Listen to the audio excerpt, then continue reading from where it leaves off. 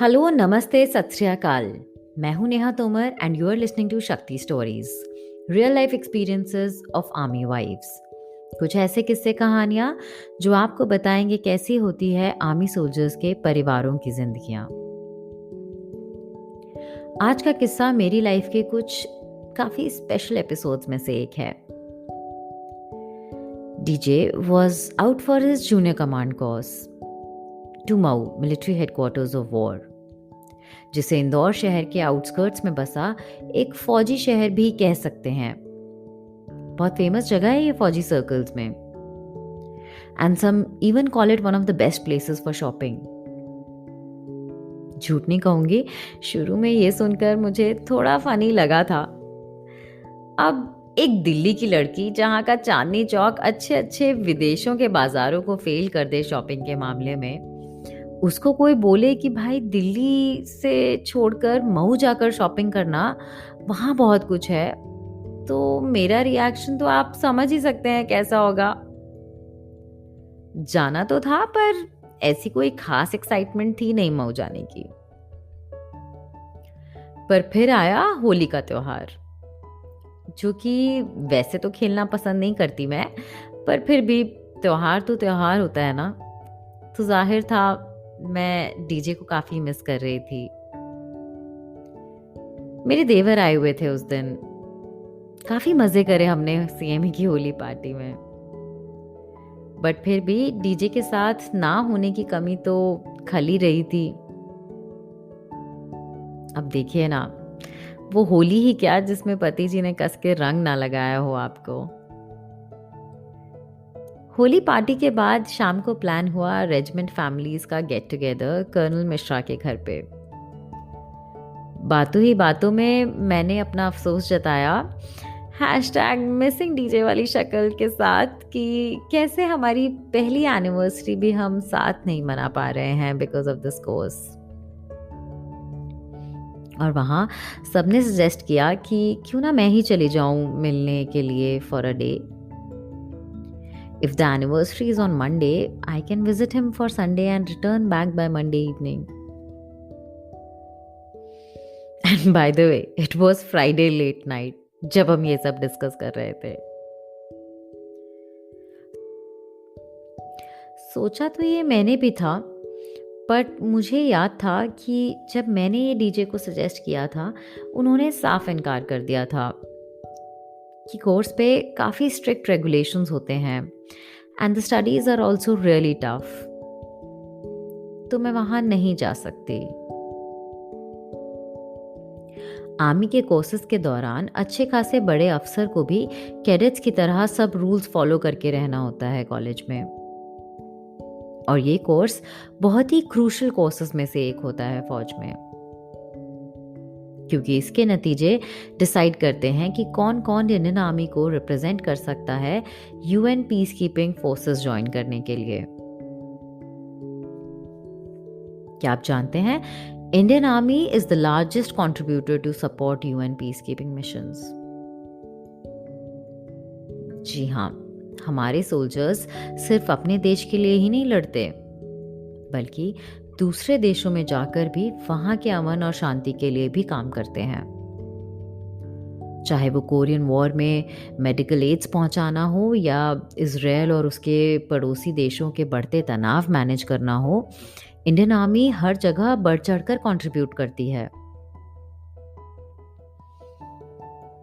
जब इतने जिम्मेदारी का काम हो तो ऑफ कोर्स पढ़ाई भी आसान तो नहीं होगी इसकी। पर अब यहाँ बैठे हुए कर्नल साहब ने अश्योर किया कि अभी तो एग्ज़ाम्स काफ़ी दूर हैं, तो फॉर अ डे मिलने जाने में कोई बुराई नहीं है, specially when it's a Sunday. तो बस रात को 1 बजे मैं और मेरे देवर ने पूरा प्लान वर्कआउट किया और अगले दिन शाम की बस की टिकट बुक कर दी, क्योंकि बस की कनेक्टिविटी सबसे बेस्ट थी पुणे से मऊ पहुंचने की। सुबह उठते ही तैयारी शुरू हो गई थी।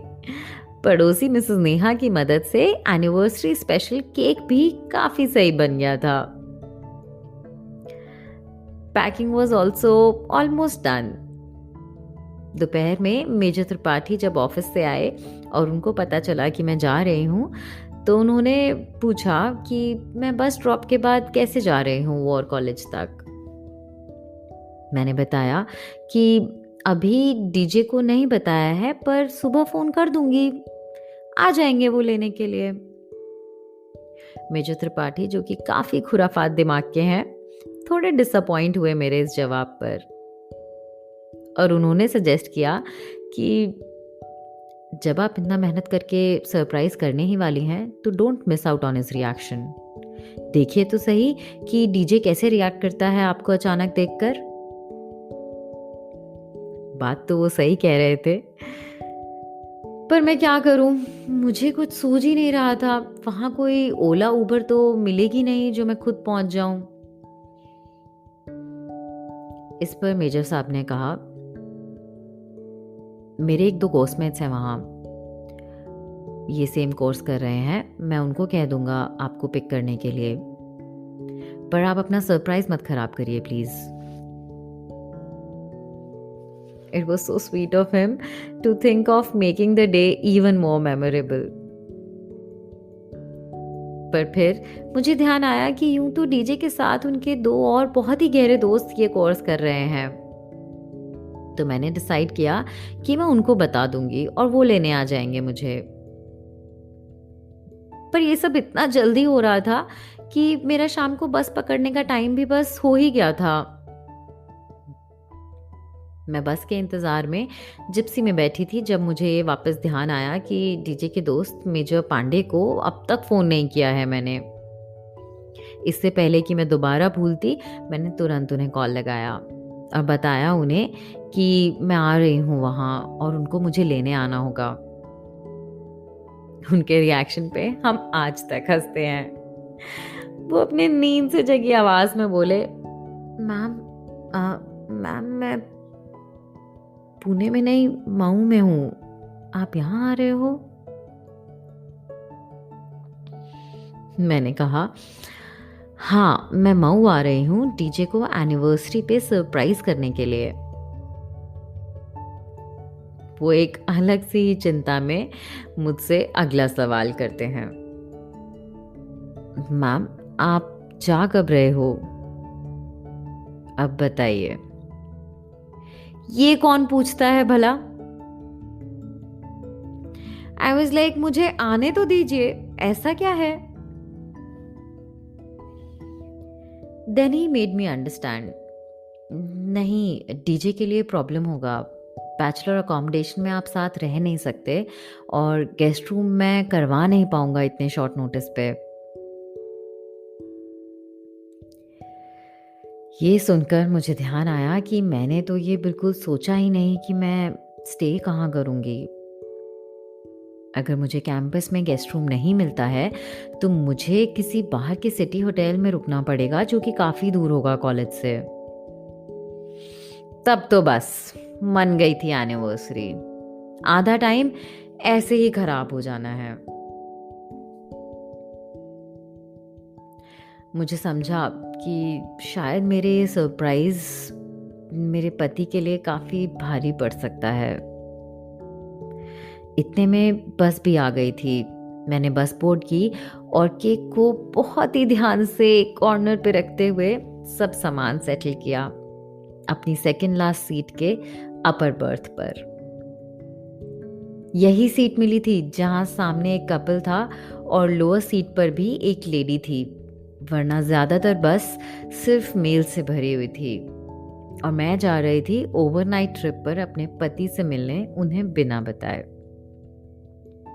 बाय द वे, मैं पहली बार इंटरस्टेट बस में जा रही थी अकेले, वो भी ओवरनाइट जर्नी, और मैंने अपने घर पर भी नहीं बताया था किसी को, क्योंकि वो पहले से ही घबरा जाते और फिर जाने ही नहीं देते।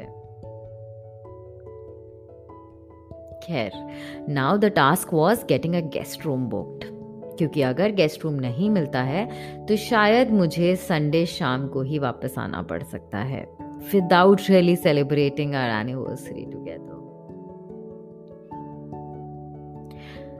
फिर मुझे ध्यान आया कि कर्नल गुप्ता, जिन्होंने मुझे पिन मारा था सरप्राइज विजिट करने के लिए, उन्होंने बताया था कि वो जानते हैं यहाँ कई लोगों को। तो शायद उनसे बात करके कुछ हो सकता था। आई थिंक मैं आपको बताना भूल गई, ये वही कर्नल साहब हैं जिनसे मैं सेकंड एपिसोड में डरती फिर रही थी। अगर आपने अब तक ना सुना हो तो ज़रूर सुने।